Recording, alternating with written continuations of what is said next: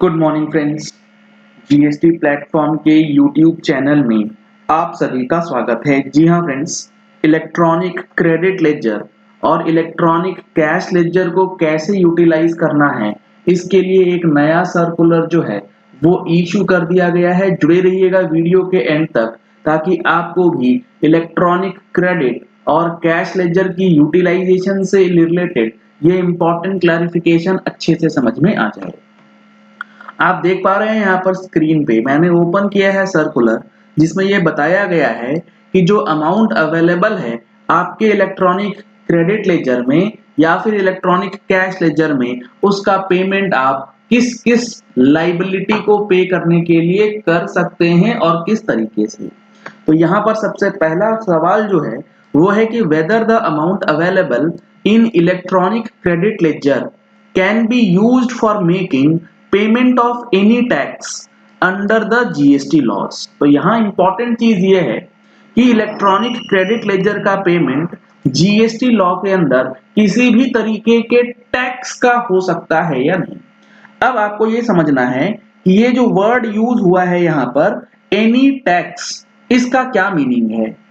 Electronic credit ledger को use किया जा सकता है एनी टैक्स की पेमेंट के लिए या नहीं।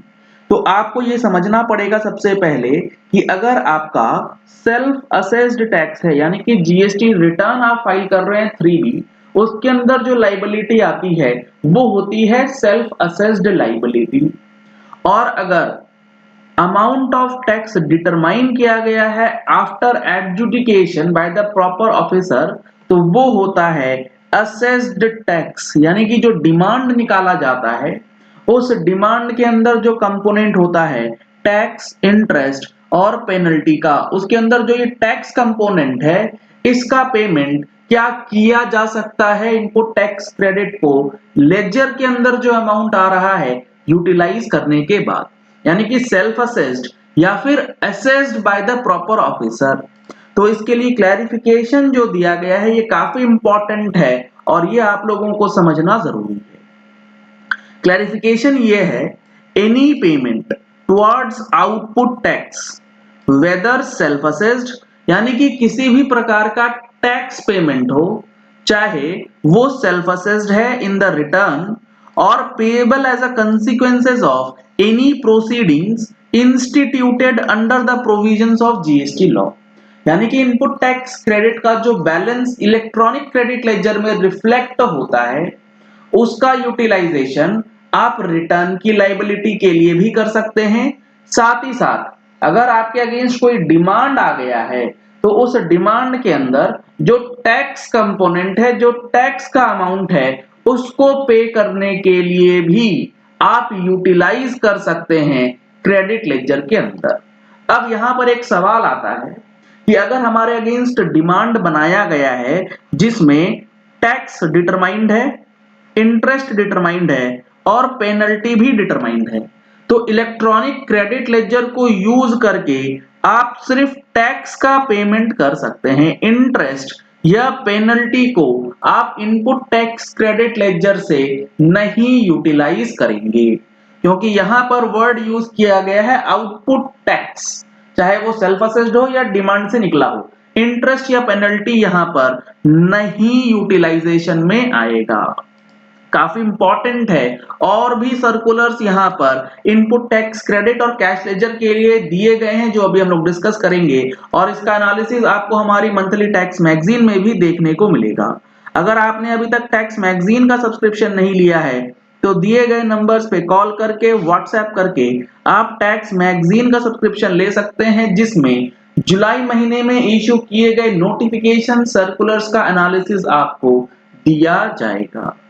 अब आगे यहां बताया गया है, it is further reiterated that output tax does not include tax payable under reverse charge mechanism. ये बहुत इंपॉर्टेंट है। यहां पर ये बताया जा रहा है, लेट सपोज किसी एक पर्टिकुलर टैक्स पीरियड में आपकी आरसीएम की लाइबिलिटी है। मान लेते हैं कि अभी आप जून 22 की रिटर्न भरते हैं जिसमें आरसीएम की लाइबिलिटी आपकी बन के आ रही है 1000 और आपके पास ओपनिंग बैलेंस पड़ा है इलेक्ट्रॉनिक क्रेडिट लेजर में 2000 रुपए का। तो ये जो आरसीएम की लाइबिलिटी है 1000 रुपए की, क्या इसका पेमेंट भी इस 2000 के इलेक्ट्रॉनिक क्रेडिट लेजर से किया जाएगा या नहीं? इसके लिए बिल्कुल क्लियरली बता दिया गया है कि ये जो 1000 रुपए का आरसीएम है, ये आपको कैश के अंदर ही पे करना है। इसको आप क्रेडिट लेजर से सेट ऑफ नहीं कर सकते। तो यहां पर बता दिया गया है कि रिवर्स चार्ज मैकेनिज्म के अंदर जो पेमेंट करना है उसको आप इलेक्ट्रॉनिक क्रेडिट लेजर को यूज करके नहीं कर सकते। कैश में पेमेंट कीजिए, फिर आप उसका बेनिफिट ले सकते हैं by claiming input tax credit. अगला सवाल है कि इनपुट टैक्स क्रेडिट का जो इलेक्ट्रॉनिक क्रेडिट लेजर है, क्या वो एनी लाइबिलिटी, यानी कि जो मैंने आपको बताया टैक्स इंटरेस्ट पेनल्टी, पहले था एनी टैक्स, अब है एनी लाइबिलिटी। तो यहां बिल्कुल फिर वो चीज क्लियर कर दी गई है, electronic credit ledger can not be used for the payment of erroneous refund. जी हां फ्रेंड्स, अगर आपने एरोनियस रिफंड ले लिया है और उस रिफंड को अब आपको पे करना है, तो पेमेंट करने के लिए आप इलेक्ट्रॉनिक क्रेडिट लेजर का यूज नहीं कर सकते। ना ही आप इलेक्ट्रॉनिक क्रेडिट लेजर को यूज करेंगे for the purpose of making payment of any interest, penalty, fees और any other amount payable. Tax के अलावे और कोई भी अमाउंट आप इलेक्ट्रॉनिक क्रेडिट लेजर को यूज करके नहीं कर सकते।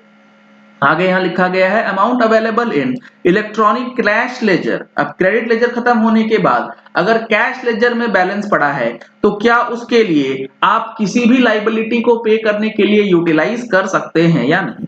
तो यहां बताया गया है amount available in electronic cash ledger may be used for making any amount towards tax, interest, penalty, fees और any other amount payable under the provisions. यानी कि इलेक्ट्रॉनिक कैश लेजर को आप किसी भी अमाउंट को पेमेंट करने के लिए, चाहे वो टैक्स का अमाउंट हो, चाहे वो पेनल्टी का अमाउंट हो, चाहे वो फीस का अमाउंट हो, या फिर आपको एरोनियस रिफंड जो है वो पे करना है, किसी के लिए भी आप यूटिलाइज कर सकते हैं। तो इलेक्ट्रॉनिक क्रेडिट लेजर और इलेक्ट्रॉनिक कैश लेजर को पेमेंट करने के लिए नया सर्कुलर जो इशू किया गया है, इसके बाद आपको ये चीजें ध्यान रखनी जरूरी है, अदरवाइज आपको प्रॉब्लम आ सकती है। चलिए इस वीडियो को यही एंड करते हैं। आशा करते हैं कि आपको ये पॉइंट्स क्लियर हो गए होंगे कि जीएसटी के अंदर इलेक्ट्रॉनिक क्रेडिट लेजर को यूटिलाइज करने का नया मेथड जो है वो क्या है और आपको किस तरीके से ये चीजें करनी है। अगर आपने हमारे चैनल पे फर्स्ट टाइम ट्यून इन किया है, तो चैनल को सब्सक्राइब करने के लिए नीचे दिया गया रेड कलर का सब्सक्राइब बटन प्रेस कर लीजिए। साथ में जो बेल आइकन है उसे प्रेस कर लीजिएगा ताकि वीडियोस की नोटिफिकेशंस आप तक रेगुलरली पहुंचती रहें। Thank you and have a nice day.